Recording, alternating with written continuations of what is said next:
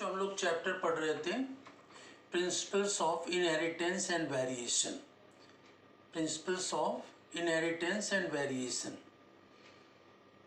इसमें वंशागति तथा विविधता के सिद्धांत, वंशागति तथा विविधता के सिद्धांत, इसको डिस्कस कर रहे थे। और इसी के अंतर्गत हम लोगों ने वेरिएशंस या विभिन्नताओं के बारे में पढ़ा। विभिन्नताएं क्या होती हैं, कितने प्रकार की होती हैं। और उसी के पश्चात विभिन्नताओं के बाद मेंडलिज्म के बारे में पढ़ा।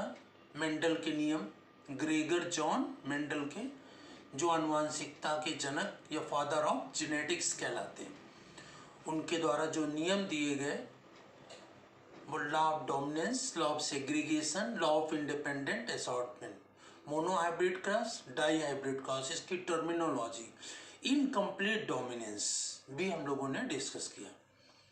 और इसी के पश्चात अब आज आगे हम लोग इसी चैप्टर के अंतर्गत पढ़ेंगे क्रोमोसोम के बारे में और सेक्स डिटर्मिनेशन के बारे में। ठीक है ना, सेक्स डिटर्मिनेशन और क्रोमोसोम के बारे में। तो यहाँ पर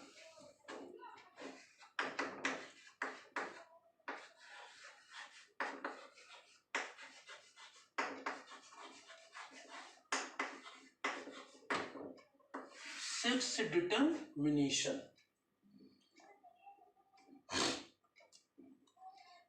सेक्स डिटर्मिनेशन, तो सेक्स डिटर्मिनेशन या लिंग निर्धारण, इसको हिंदी में कहेंगे तो लिंग निर्धारण या सेक्स डिटर्मिनेशन कहते हैं। तो इसमें सबसे पहले पढ़ेंगे क्या, हम पढ़ेंगे क्रोमोसोम के बारे में।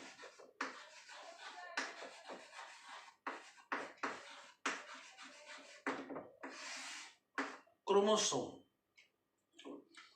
तो क्रोमोसोम मनुष्य में, ह्यूमन बींग्स में, मानव जाति में, ह्यूमन बींग्स में या मानव जाति में, ये मनुष्य का वैज्ञानिक नाम क्या होता है, होमो सैपियंस।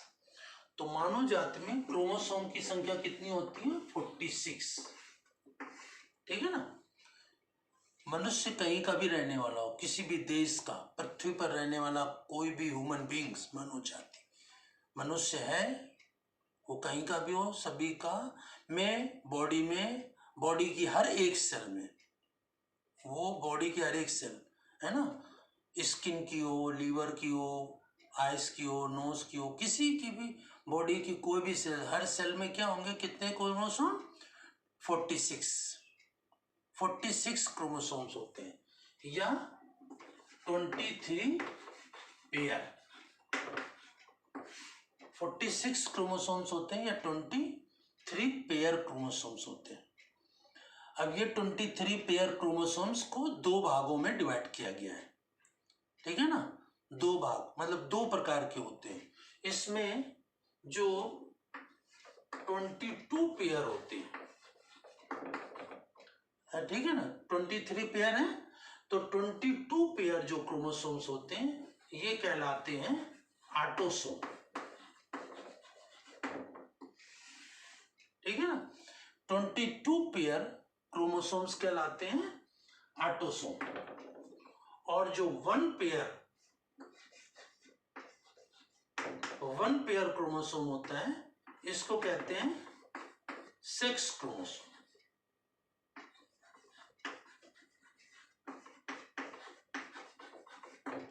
ठीक है ना, तो 23 पेयर क्रोमोसोम्स होते हैं।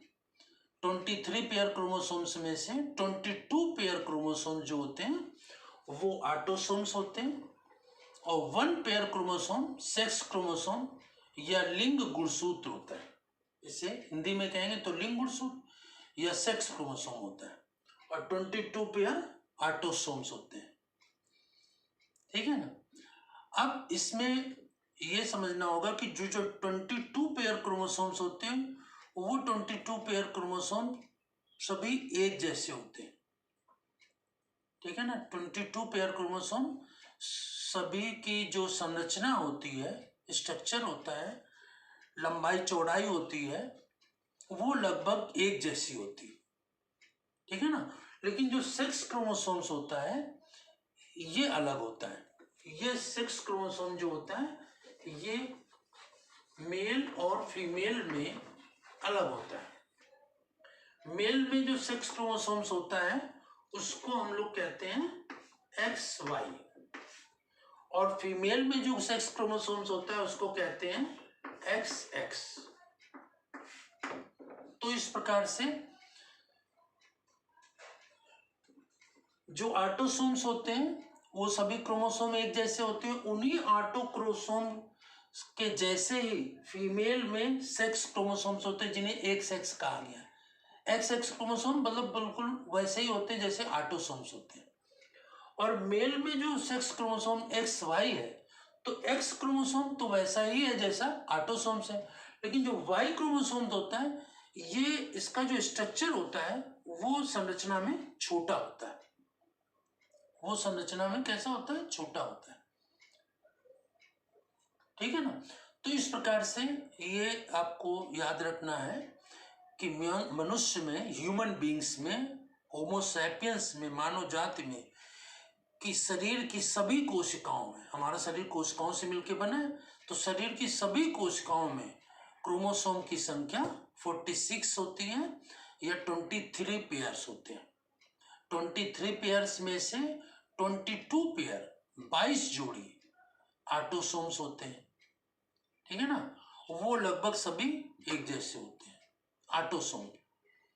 ऑटोसोम्स को हम सोमैटिक क्रोमोसोम्स भी कहते हैं। ठीक है ना। क्या कहते हैं? तो इसमें जो फीमेल में 6 क्रोमोसोम्स होते हैं वो XX होते हैं। ठीक है ना।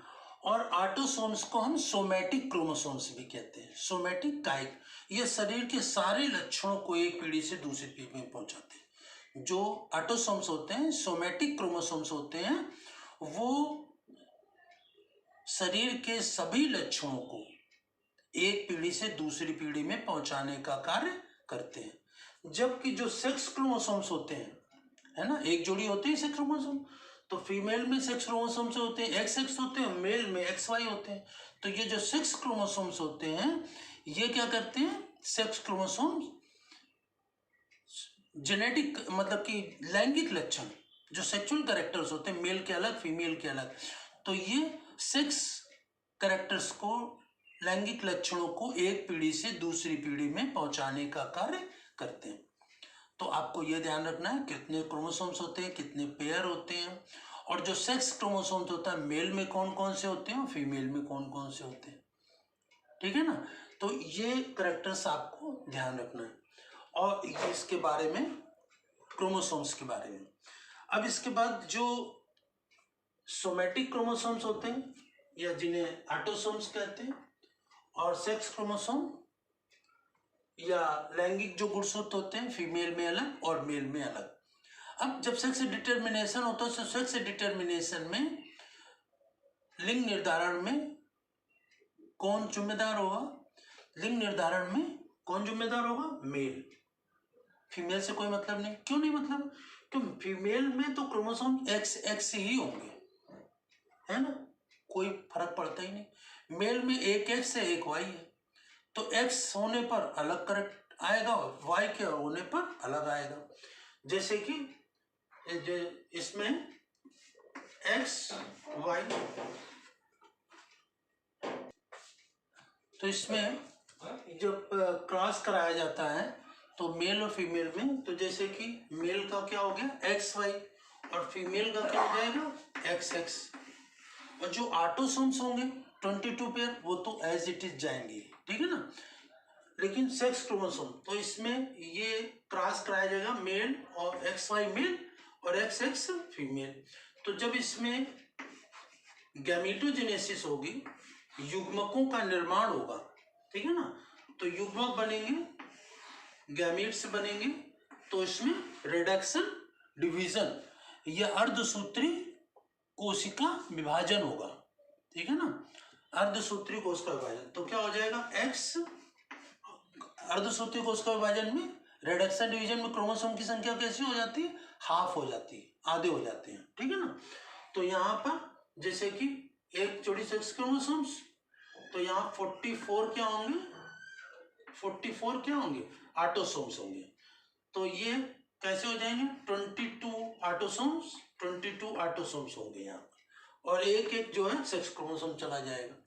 इसी प्रकार से यहाँ पर फीमेल में XX, यहाँ पर 22 ऑटोसोम, 22 ऑटोसोम, तो ये यहाँ पर क्रॉस कराया जाता है। तो ये क्या है मेल, और ये क्या है फीमेल, ठीक है ना, मेल में ये फीमेल में।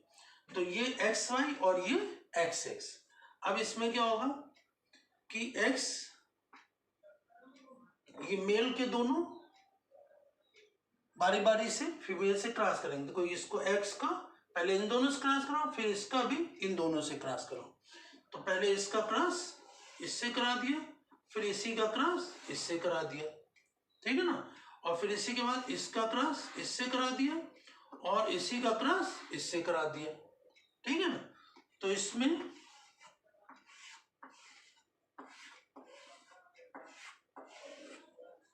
अब इसमें क्या हो जाएगा देखेंगे, यहां पर XX, ये XX, ये यहां पर XY।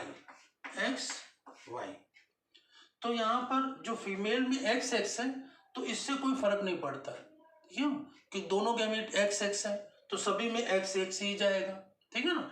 लेकिन मेल में एक X है तो इससे कोई फर्क, और एक में Y है तो X जाएगा तो क्या बन जाएगा फीमेल, और Y जाएगा तो बन जाएगा मेल। तो male is responsible for the sex determination, male is responsible for sex determination. तो सेक्स डिटर्मिनेशन के लिए कौन रिस्पॉन्सिबल होता है, मेल, क्योंकि मेल में X और Y क्रोमोसोम्स होते हैं और फीमेल में XX होते हैं। तो फीमेल से कोई मतलब नहीं, क्योंकि दोनों गैमेट्स जो बनेंगे वो XX के बनेंगे, और मेल में XY, अगर X मिल गया X से तो फीमेल, और XY मिल गया तो मेल। तो ये दोनों क्या है, यहाँ पर ये है फीमेल, और ये दोनों क्या है मेल, ठीक है ना। तो इस प्रकार से ये दोनों मेल और ये दोनों फीमेल होते हैं।